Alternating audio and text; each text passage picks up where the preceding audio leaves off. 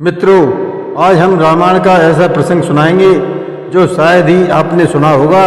यह प्रसंग ना तो वाल्मीकि रामायण में मिलता है और ना ही तुलसीकृत रामायण में। यह लेख हमें तमिल महर्षि कबंद की रामा अवतारम में जरूर मिलता है। रामायण हमने बहुत बार देखी और सुनी है। हम सब जानते हैं, माता सीता को बचाने के लिए प्रभु श्री राम ने रावण के साथ युद्ध किया था। लेकिन आप जानते हैं, युद्ध से पहले माता सीता और श्री राम का मिलन एक बार रावण ने स्वयं कराया था। युद्ध से पहले रावण ने माता सीता और राम को क्यों मिलवाया था तथा युद्ध में विजयी होने का आशीर्वाद क्यों दिया था, यह जानने के लिए हमारे इस वीडियो में अंत तक जरूर देखें। सब्सक्राइब व कमेंट करके बेल आइकन दबाना न भूलें। धन्यवाद। नमस्कार, मैं रणवीर सिंह लोटस एंटरटेनमेंट में आपका हार्दिक स्वागत करता हूं। मित्रों, रामायण की यह घटना उस समय की है जब प्रभु श्री राम को लंका पहुंचने के लिए समुद्र पर सेतु का निर्माण करना था। उस वक्त वे अपने आराध्य भगवान शिव को आमंत्रित करना चाहते थे और वहां सेतु से पहले शिवलिंग की स्थापना करना जरूरी था। तो उन्होंने एक यज्ञ कराने का संकल्प लिया, जिसके लिए उन्हें किसी पुरोहित की जरूरत थी। इसके लिए उन्होंने जामवंत जी से कहा, आसपास से कोई पुरोहित ढूंढ कर लाइए जो इस यज्ञ को संपन्न करवा सके। इस पर जामवंत जी बोले, हे प्रभु, इस समुद्र तट पर पेड़ पौधे, पत्थर और वन्य जीवों के अलावा यहाँ क्या मिल सकता है। तब श्री राम बोले, जामवंत जी, पुरोहित तो होना ही चाहिए, नहीं तो यह यज्ञ कैसे संपन्न होगा। और पुरोहित भी ऐसा होना चाहिए जिसे शैव और वैष्णव दोनों परंपराओं का ज्ञान होना चाहिए। इस पर जामवंत जी ने कहा, प्रभु, ऐसा तो केवल एक ही व्यक्ति है, लेकिन वह हमारा शत्रु है। पुलस्त मुनि का नाती वैष्णव है, शिव का उपासक होने के साथ साथ दोनों परंपराओं का ज्ञाता भी है। वह दशानन लंकेश रावण है। राम जी ने कहा, यह ठीक है, आप बात करके देखें। आप उन्हें यज्ञ का निमंत्रण देकर आइए। प्रभु श्री राम जी की आज्ञा लेकर जामवंत जी लंका पहुँचे, क्योंकि रावण ही वह व्यक्ति था जिसमें यह सारी खूबियाँ थीं। जब रावण को पता चला कि जामवंत जी लंका आए हैं तो वह काफ़ी उत्साहित हो गया, क्योंकि जामवंत जी रावण के पितामह के मित्र थे, इसलिए रावण उनका सम्मान करता था। उसने प्रहरियों को आदेश दिया कि उन्हें महल तक आने में कोई तकलीफ न हो, और ऐसा ही हुआ। जामवंत जी महल में रावण के पास पहुंच गए। रावण ने जामवंत को दंडवत प्रणाम किया और बैठने का आसन दिया। फिर उनसे पूछा, लंका आने का क्या कारण है। तब जामवंत जी ने बताया, मेरे यजमान को अपनी कार्य सिद्धि के लिए एक यज्ञ करना है और शिवलिंग की स्थापना करनी है, जिसके लिए उन्होंने मुझे आपको पुरोहित के रूप में आमंत्रित करने के लिए भेजा है। वे वहाँ पर यज्ञ करना चाहते हैं। तब रावण बोला, उनका यज्ञ करना लंका विजय के लिए तो नहीं है। तो जामवंत जी ने कहा, हाँ, यही काम है, क्या अब इस काम के लिए आएंगे। रावण ने कहा, मैं अवश्य आऊँगा। आप मुझे आचार्यत्व का निमंत्रण देने आए हैं, मैं मना कैसे कर दूँ, और यज्ञ को यथासंभव संपन्न भी कराऊँगा।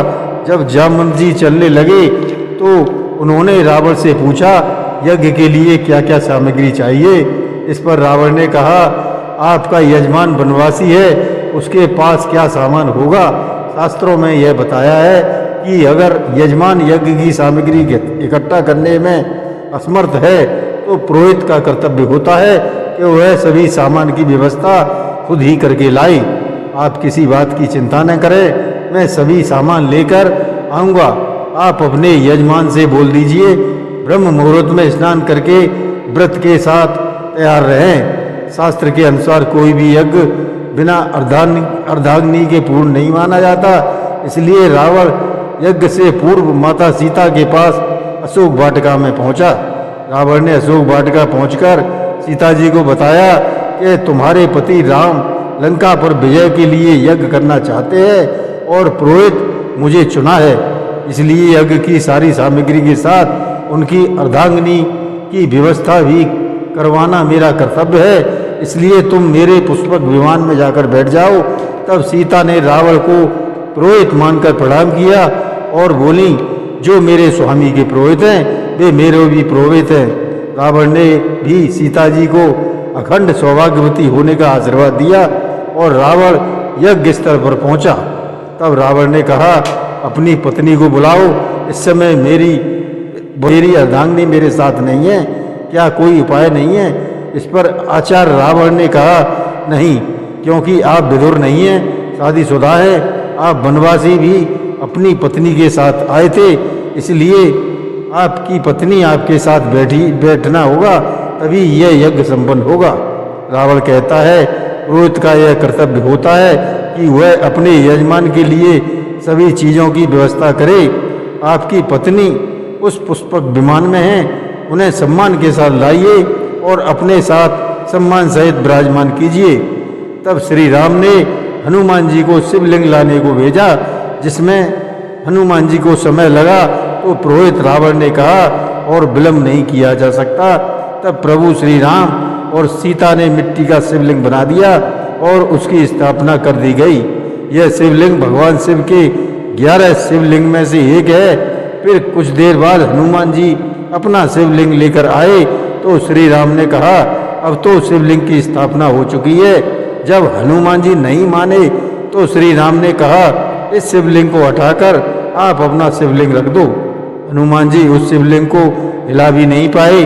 फिर उन्होंने अपने शिवलिंग की स्थापना भी उसी शिवलिंग के पास कर दी। आज भी हनुमान द्वारा स्थापित शिवलिंग वहाँ स्थित है, जिसे हनुमानेश्वर के नाम से जाना जाता है। पुरोहित रावण ने यज्ञ संपन्न कराया। यज्ञ संपन्न होने के बाद राम और सीता ने पुरोहित रावण को प्रणाम किया। तब रावण ने उन्हें युद्ध में विजयी होने का आशीर्वाद दिया। अंत में जब दक्षिणा देने की बारी आई तो श्री राम ने रावण से कहा, मांगिए दक्षिणा में आप क्या मांगना चाहते हैं? रावण ने कहा, आप वनवासी हैं, मैं आपसे दक्षिणा नहीं ले सकता, मेरी दक्षिणा आप पर उधार रही। इस पर राम ने कहा, आचार्य, मेरा यज्ञ पूर्ण नहीं होगा, आप अपनी दक्षिणा बता दें ताकि समय आने पर हम देने के लिए तैयार रहें। तब लंकेश रावण ने श्री राम से दक्षिणा के रूप में कहा, जब इस आचार्य का अंतिम समय आए तब आप सिर्फ मेरे सामने हों। यह कहकर रावण पुष्पक विमान में सीता को लेकर लंका स्थित अशोक वाटिका में लौट गया। जय श्री राम।